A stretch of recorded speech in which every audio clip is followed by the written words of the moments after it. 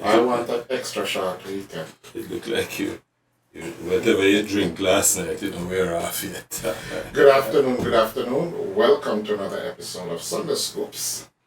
My name is Big G, and beside me is, I'll use one of his words, Mr. White Chevy.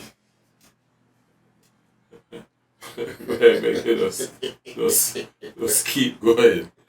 But today we're gonna go down memory lane. One of the big guns in the music, the great Ken Boothe, a man who has been in this business for almost 60 years. 60 years, God? Yeah, I'm turning 75 this year. And he started out at about 15 years of age.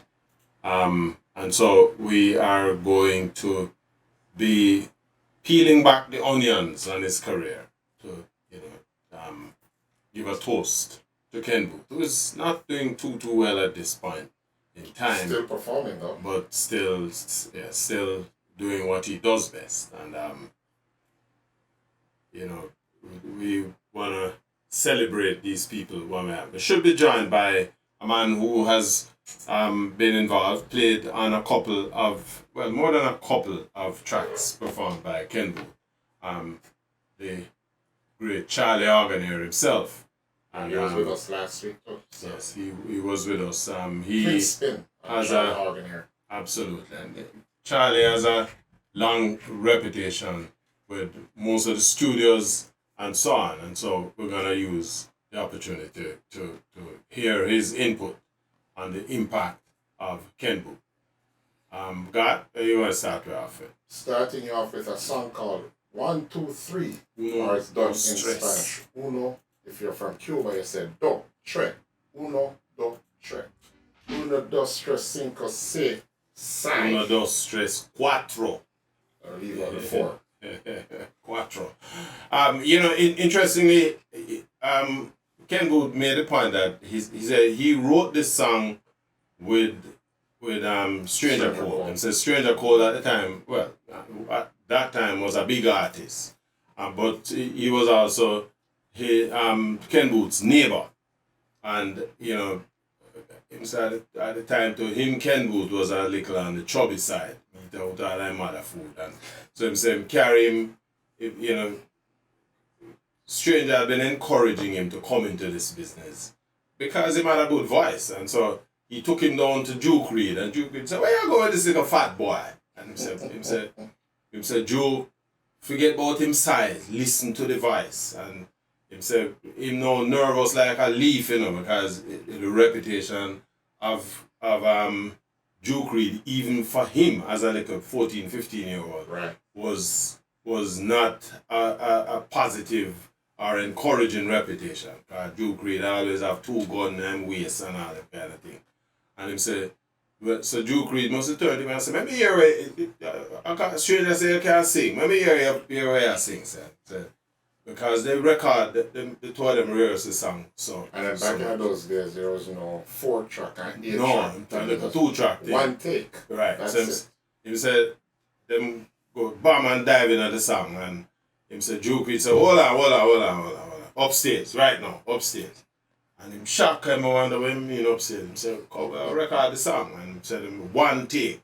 And that was the song. So, that him nervous still, but him said because him performed the song so often.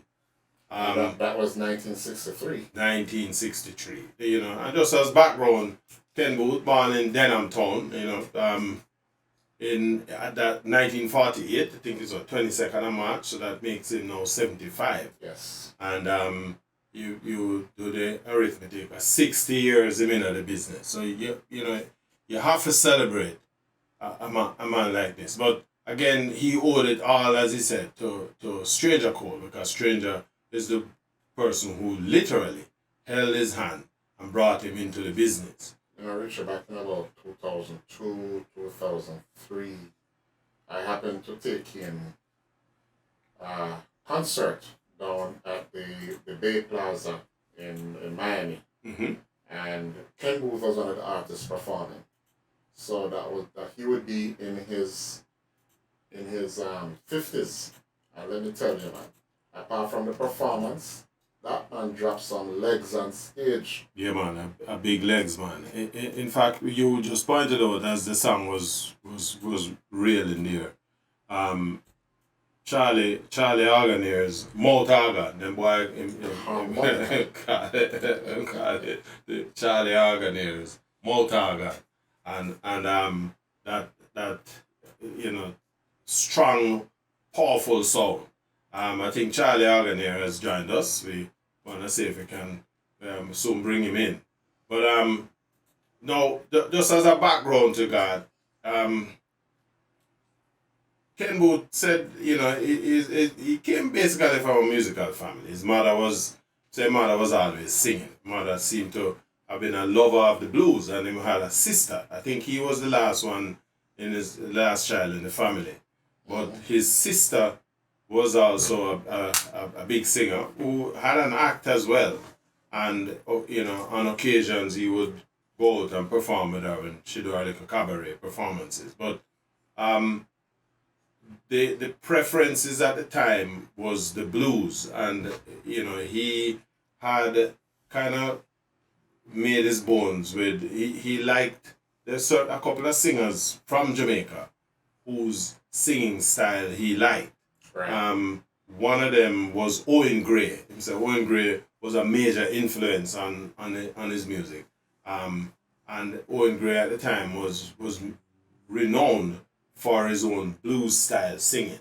And so between Gray and Stranger Cole, that drew them in. And he drew reference to the Kansas City Blues. I think all of we know that big tune. He said, when Owen Gray belt that out, no man no move. Because the music at the time was blues and rhythm and blues. Right. This is before the ska era, of course. So and of course rock and roll. Right. And then him say on top of that now, as a youngster, his mother, because they had this ear for the music and his sister is performing, it pulled him in, and him say evening time him come home from school, him bring all of the youth them in the yard together and they could rehearsal and thing. And him always mimic the sound of the drum with his voice, balam, balam, balam. And his mother, him said that's where him get him first stage name. Came Balam. from that. His mother called him Balam.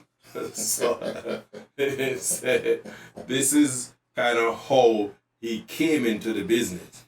But with Stranger Cole, at the helm, it sort of pushed the door open because now Stranger Cole would take him along with him. And Stranger Cole, as a big artist, basically gave him some openings. I think they recorded a couple of other songs together. Yeah, man, they recorded songs like Hush Baby, World's Fear, and I think World's Fear was done with him and Artibella. So give the listeners a taste of those 3 songs, kicking off with Hush Baby. Artibella, saw you with a fella. And I didn't like that. I bought him a get bone. Well, he actually went and he redid that song later on. Later on, as a big reggae version. tune. And it was a big tune too. Again. Yeah. So But once I hit, always I hit. The blues era, look like we're having some issues getting Charlie out in here and come. But anyway, at the time, according to Ken Boothe, though, the studio Duke Reed's band was a brute of a band. Tommy McCook, John Bago, most of the big names that would ultimately become the Scatterlights. And so this was, where you're listening to the horns and the different sections coming from the 3 songs you played, and you hear the prolific nature, the musical drive. This was Duke Reed's studio. By the time Coxsone is just about setting up his own studio. This was between 1963 and 65. Right. So Coxsone would have just be coming through, and in fact, I think he it would eventually step over to Coxsone. But the World's Fair tune, he talked about that this song, because when I listened to the song the first time, I thought he had gone to the World's Fair. But what he said is that the World's Fair was all the rave for people involved in the music. Jamaica had sent a delegation to the World's Fair. With Byron Lee. With Byron Lee and some Millie Small, I think, went on that. Who else? A couple of Desmond Decker was on that as well.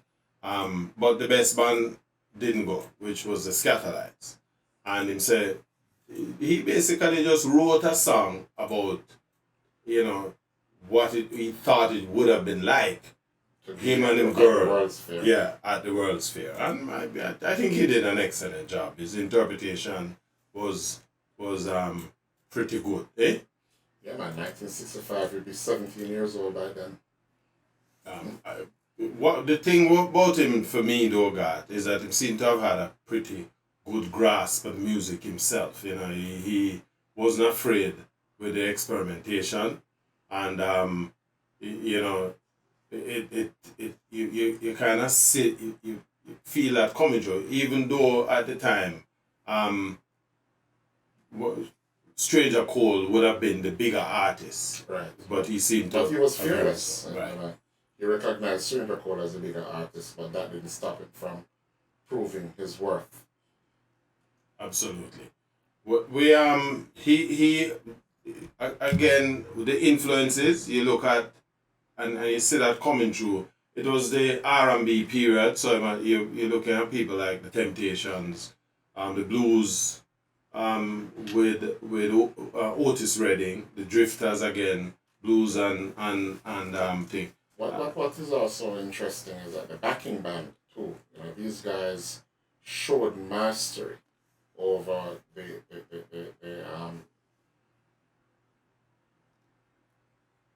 how music was being presented at the time. Mm-hmm. From a perspective of orchestra music, you can hear the arrangement, that thought was put into the arrangement. When you listen to a song like "You're No Good," which I'm going to play right now. I think that come from though, God. Our boy from Trinidad. What's his name? Lynn Tate. Because Lynn Tate would have been the man at the controls by that time at Dupree Treasure Chest. Yeah, Lynn Tate and the Jets. But the band, I think they were basically just operating as the Treasure Isle in-house band. Over time, they would soon, a clutch of them would soon merge, come together and form the Scatterlights. And then after the breakup, they became the Soul Vendors. And they became Tommy McCook and the Supersonics. Right. And when they're at Lee Scratch Perry, they're the Upsetters. Well, I guess it just demonstrated the value of the musicians, how valuable they were as individual musicians. But listen to this arrangement from the very first opening segment of You're No. Alright, before that you heard You're No Good, and then this is another one that he and Stranger Cole did, All Your Friends. Again, 1963 was the year. He said he did a couple of songs with Stranger.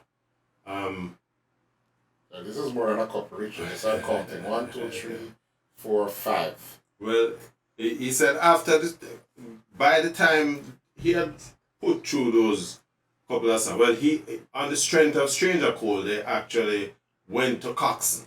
Right. And Coxsone, Coxsone reputation throughout the music is not a pretty one. Not at all, right? And he said, so they went to Coxsone and they, did a couple of songs, and then he and Stranger Cole went in different direction, right? He now started to work with a number of other artists, including. This when he would have done the song called "Message of Old" with Joe Higgs. But we're up on a break, so let's take this break. So fast the time run out, man. When you're having fun, time goes quickly. Yeah. And we're back. You might have to tell the people in that store there. I am telling you. It was Jackson. Yeah, So we were talking about this off here. So let me just bring it in. That after um after basically making the name now with Duke Reed and Coxsone being able to transition over to Coxsone, he said he eventually did some work with Roy Shirley, Joe White, and Chuck. And you know the man there are some man with some big blues tune, if you remember, coming out of them days there. But anyway, he said when they run the tune over Coxsone studio now, Coxsone originally tell him say like the tune. So him say how much for the tune, and him say £7.5. So alright, £7.5 because them can share that up with the four of them. So him say them turn up the next day, you know, for collect the money, and Coxsone said to him, well, I know say me kinda I think about the tune, me not like it again, you know. I got the dog newspaper. Coxsone said he gonna rub off the tune off of the tape. So them tail drop and them go home and say, but a couple nights later, him down in my yard and him hear some music in the distance. And him say, but that tune they sound familiar. So him follow the steel on, you know, steel on and call him all the way through. And him finally end up at the dance in a Rosetown. So him go to the selector and say, selector, you play a tune about half hour, 40 minutes ago. Thing and him say, yeah man, we know that tune is a fresh thing we get from Coxsone, you know. Him say, what? And what's it? Him say, day couldn't light sooner, you know. Him say, as day come through, so him fly around a Roy Shirley yard. And him say, Roy Shirley say, sir! And all of them, four of them gather up and them go around a Coxsone place. And them sit up on the sidewalk and wait for Coxsone. Coxsone come around the corner and see him. Coxsone say, Jackson! I tell you what, I soon deal with you. You hear? Mr. Coxsone, go and get some money and bring up some £5 and £1, 10 shilling note. And so them sit up on the sidewalk and share about it. 10 shilling for you, 10 shilling for you, 10 shilling, until it work out right down. Everybody take. But that was the nature of the business. You know? Him say that was Coxsone. If you follow Coxsone, man, you're hungry, kill you.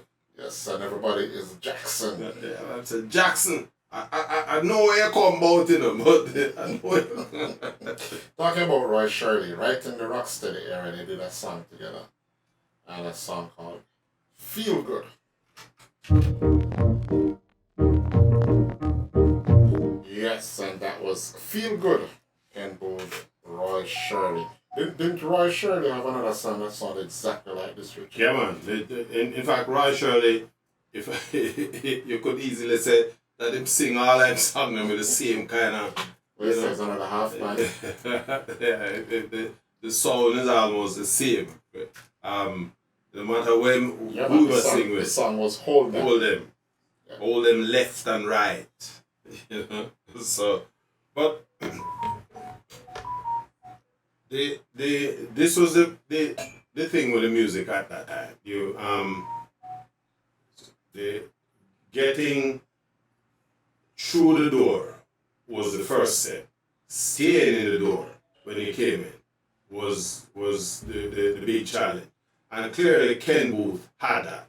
By age 17, Ken Boothe was now a big star, if you will, in his own right. He would have turned out a number of hits. You know, The Girl I Left Behind, When I Fall in Love, I Don't Wanna See You Cry, Home, Home, Run Coming Back. Right. Puppet on a String. So that was on the album Mr. Rocksteady. I think that was his first album, right? Yes. Mr. Rocksteady. Yes. Yes. Mr. Rocksteady's first. That was 1967. So I guess we're going to present a couple of songs. Yeah, that is going to be a nice treat for the viewers and the listeners out there. As I'll tell you now, we did plan to peel back the onion on Ken Boothe's career, and you know, here's a man where the man is a shot maker by all accounts, and when you listen to this next selection of music, you will see where we're coming from. I'll tell you one of the things, just listening to this song, is a lot of people getting left behind or him leaving somebody or I'm going go home, run coming home, home. The girl I left behind, I don't want to see you cry.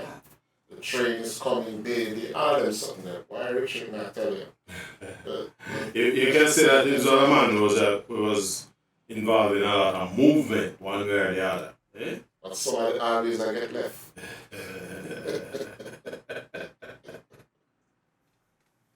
I don't way to put it. Somebody always get left. Always getting left behind. It will look like Charlie Hogan, you get left there because for some strange reason it just seemed unable to. One of the songs I didn't play, Rich, was Puppet on a String, because that is a story in and of itself. So let's we're not going to that because we know we're coming up on another break shortly, like in another 10 minutes or so.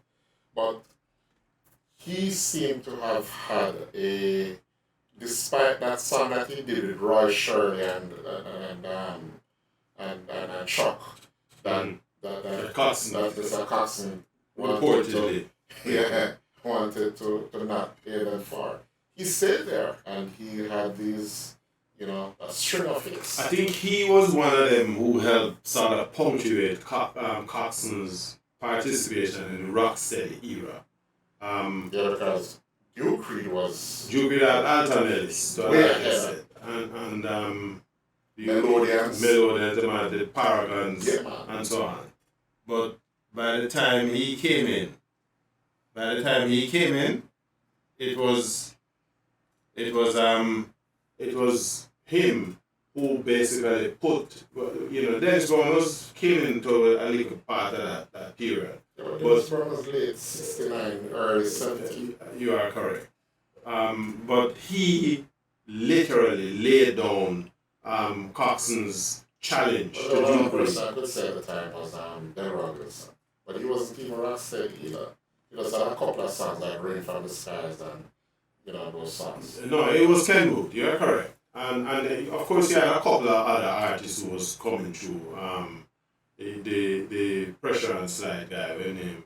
I can't remember the thing. But Xavier Oldman. Right? Oh, you mean the Tenors, yeah. So, but he made Coxon. And of course, so this was not the era where had more sound system because Prince Buster was now on the road. Vox Populi. Yeah, you have Voice of the People. Voice of the People. You also had people like the Toots was there. In fact, Toots would have been recording prolifically with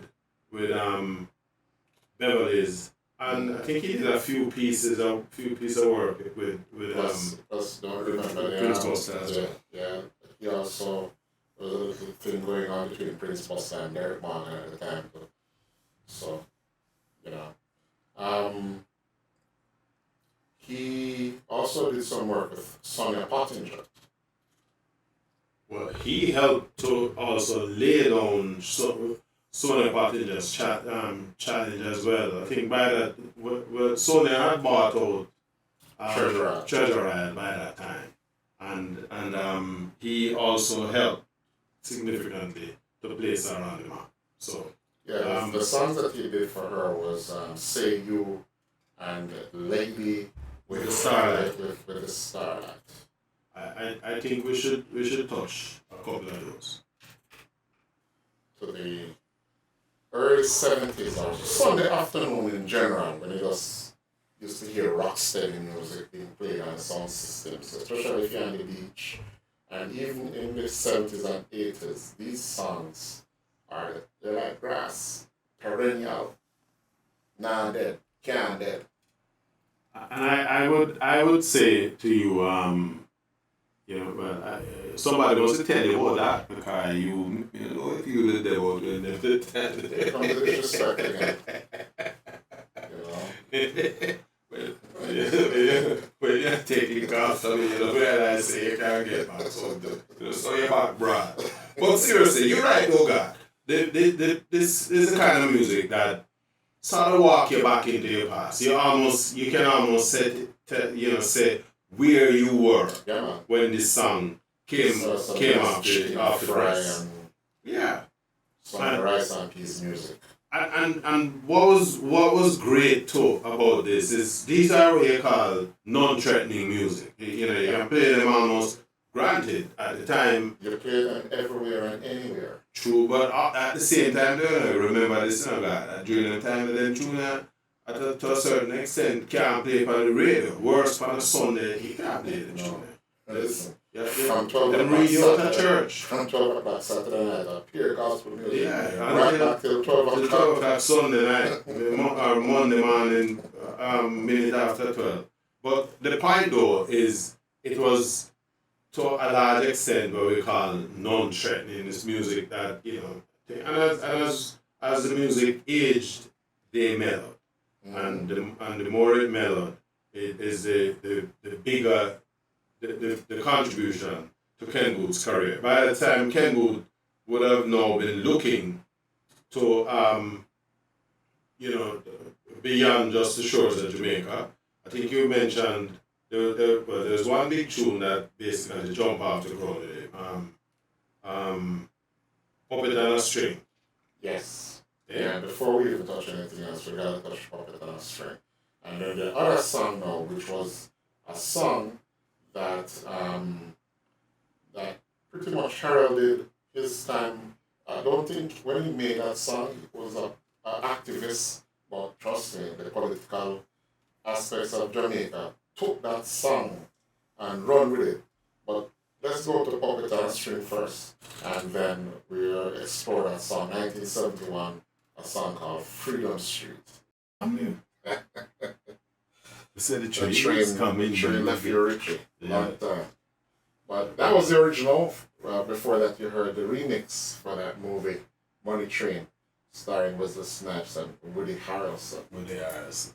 The nice thing I remember that movie when the music come up and you want to watch this in a big big cinema on a big screen and the thundering bass line come through and you kind of get that sense of the train roll on. That's what they call good editing. Yeah, man, and then you realize, in all honesty, this is where in the record production and this whole management aspect of the music business comes in, because when you have a publisher who is ensuring that your music gets properly published, right?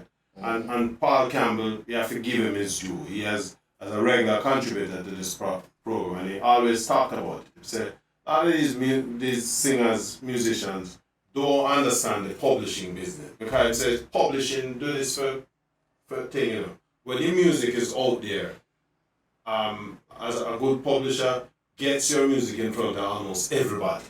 And so this is taking a song made for different purposes and then you turn it into a commercial, right?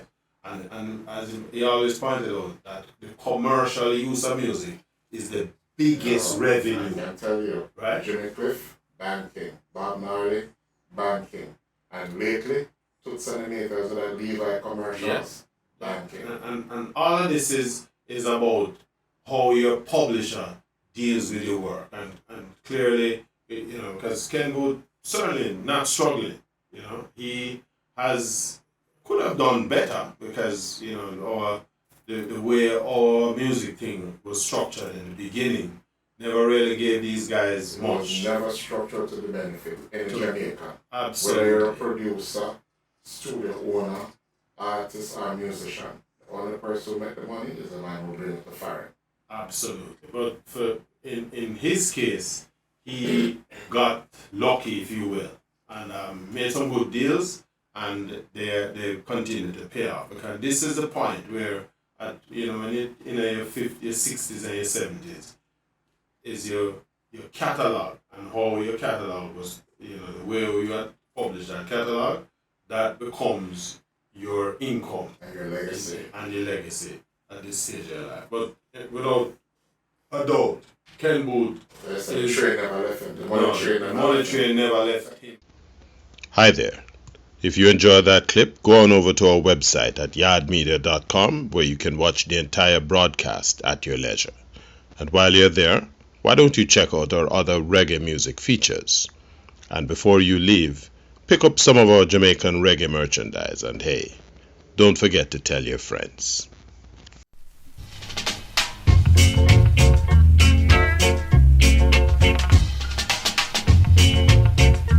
My name is Garth, otherwise known as Big G. My name is Richie Zachford.